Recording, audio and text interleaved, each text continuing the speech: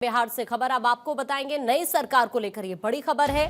संभावित मंत्रियों की लिस्ट सामने आई है। बिहार में बीजेपी से 2 डिप्टी सीएम संभव माने जा रहे हैं। सूत्र ये जानकारी दे रहे हैं। डिप्टी सीएम के लिए सम्राट चौधरी का नाम इस वक्त चर्चाओं में चल रहा है, जो सबसे आगे है। और दूसरा जो चेहरा है डिप्टी सीएम का, एक नया चेहरा आपको देखने के लिए मिल सकता है। विजय सिन्हा को मिल सकता है स्पीकर पद। जेडीयू और बीजेपी के 13 मंत्री बन सकते हैं। सूत्र ये भी जानकारी दे रहे हैं। कैबिनेट में नए चेहरों को जगह मिल सकती है। रामकृपाल यादव, नितिन नबीन मंत्री बनेंगे। मंगल पांडे, हरी सहनी का मंत्री बनना भी तय माना जा रहा है। संतोष सुमन फिर से मंत्री बन सकते हैं। तो फिलहाल बिहार की सियासत से ये एक बड़ी खबर है। नीतीश कुमार इस्तीफा दे चुके हैं और नई सरकार के गठन का रास्ता साफ हो चुका है। सर्वेश हमारे साथ जुड़ चुके हैं। सर्वेश, अभी किस तरह की राजनीतिक हलचल वहां आप देख रहे हैं, क्योंकि अभी संभावित मंत्रियों के नाम भी धीरे धीरे सामने आने लगे हैं। सर्वेश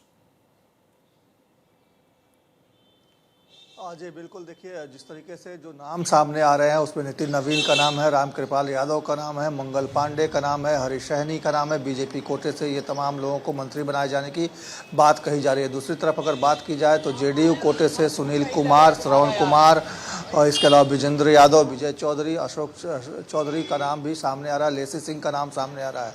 तो एक तरह से कहा जाए तो ये तमाम जो नाम हैं वो मंत्रियों की सूची में शामिल हो सकते हैं। इसके अलावा जो स्नेहलता हैं, जो कि पत्नी है उपेंद्र कुशवाहा की, वो भी मंत्री बन सकती हैं। संतोष कुशवाहा जो माफ़ कीजिएगा, संतोष मांझी जो कि जीतन राम मांझी के बेटे हैं, वो मंत्री बन सकते हैं। तो एक तरह से कहा जाए तो संभावित सूची यही है फिलहाल। जहां तक बात है सरकार गठन का, तो 20 तारीख को सरकार का गठन होना है। 20 तारीख को नीतीश कुमार शपथ ग्रहण करेंगे और उस दिन प्रधानमंत्री मोदी भी की मौजूदगी रहेगी। उत्तर प्रदेश के मुख्यमंत्री योगी आदित्यनाथ, मध्य प्रदेश के मुख्यमंत्री मोहन यादव, तमाम ऐसे लोग जो चुनाव प्रचार के दौरान आपको बिहार के में अलग अलग ज़िलों में देखने को मिले थे, अलग अलग जगहों पर प्रचार करते देखने को मिले थे, वो तमाम चेहरे इस वक्त भी, जब शपथ ग्रहण समारोह होगा बिहार में पटना में 20 तारीख को, उस दिन भी वो तमाम चेहरों की मौजूदगी वहाँ देखने को मिलेगी। जाहिर तौर पर, लेकिन सर्वेश निगाह इसी बात पर रहने वाली है कि किन किन चेहरों को यहाँ पर मौका दिया जाता है। आपको क्या लगता है किन किन समीकरणों को साधने की कोशिश होगी? देखिए, इस चुनाव में जिस तरीके से महिला और युवाओं ने जमकर वोटिंग की है, बम्पर वोटिंग की है, जिसकी वजह से प्रचंड बहुमत मिली एनडीए को, तो निश्चित तौर पे जो मंत्रिमंडल होगा उसमें महिलाओं की भागीदारी होगी, युवाओं की भी भागीदारी हो सकती है। श्रेयसी सिंह का भी नाम आ रहा है लगातार कि उनको भी मुख्यमंत्री अपने मंत्रिमंडल में शामिल कर सकते हैं। तो एक तरह से देखने वाली बात होगी, क्योंकि युवा चेहरा है श्रेयसी सिंह और लगातार कई बार से वो जीतते आ रही हैं चुनाव, तो इसलिए उनको इस बार जगह दी जा सकती है मंत्रिमंडल में। उनके नाम पर चर्चा हो रही है। लेकिन जो असल बात यह है कि जिस पे मुहर लगाना है आलाकमान को, बीजेपी की तरफ से जो बीजेपी आलाकमान है, जो केंद्र में बैठे हुए अमित शाह और जेपी नड्डा, वो लोग इस पे मुहर लगाएंगे। धर्मेंद्र प्रधान के साथ भी बैठक हुई, विनोद तावड़े भी उस बैठक में कल शामिल हुए थे, आज भी वहाँ बैठक चल रही है। तो एक तरह से कहा जाए तो बीजेपी के कोटे के जो मंत्री होंगे उस पर बीजेपी के आलाकमान मुहर लगाएंगे। और जहाँ तक जेडीयू की बात की जाए तो जेडीयू की तरफ से साफ तौर पर कहा जा रहा है कि मुख्यमंत्री नीतीश कुमार, ललन सिंह, संजय झा और विजय चौधरी मिलकर उस लिस्ट को फाइनल करेंगे कि जेडीयू कोटे के कौन कौन से चेहरे होंगे जो मंत्रिमंडल में शामिल होंगे।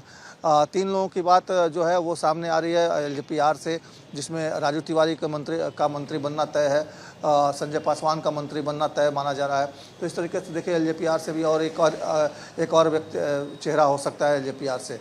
और अगर हम की बात कर लें तो वहाँ से जीतन राम मांझी के बेटे मंत्री बनेंगे और आरएलएम की बात करें तो उपेंद्र कुशवाहा की पत्नी मंत्री बन सकती है।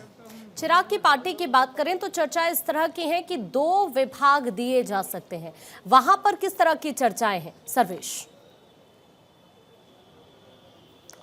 देखिए, चिराग पासवान अच्छा पोर्टफोलियो चाहते हैं। उनको ऐसा लगता है कि 19 विधायक जीतकर उनके आए हैं, पहली बार सरकार में वो शामिल हो रहे हैं, तो उनकी तरफ से कोशिश यही है कि उनको कोई बेहतर पोर्टफोलियो दिया जाए, विभाग अच्छा मिले ताकि काम करने का मौका मिले और काम को दिखाना का मौका मिले, पब्लिक को दिखा सके। बिहार फर्स्ट, बिहारी फर्स्ट के का जो उनका एक ध्येय है उस पर वो आगे बढ़ सके। तो इसके लिए उन्होंने सीधे तौर पे अगर कहा जाए तो उन्होंने बड़े पोर्टफोलियो की मांग की। अब देखने वाली बात होगी कि चिराग पासवान की पार्टी को कौन सा पोर्टफोलियो दिया जाता है, कौन से मंत्रिमंडल में कौन सा विभाग उनको सुपुर्द किया जाता है। ठीक है सर्वेश, अभी के लिए आपका शुक्रिया ये जानकारी साझा करने के लिए।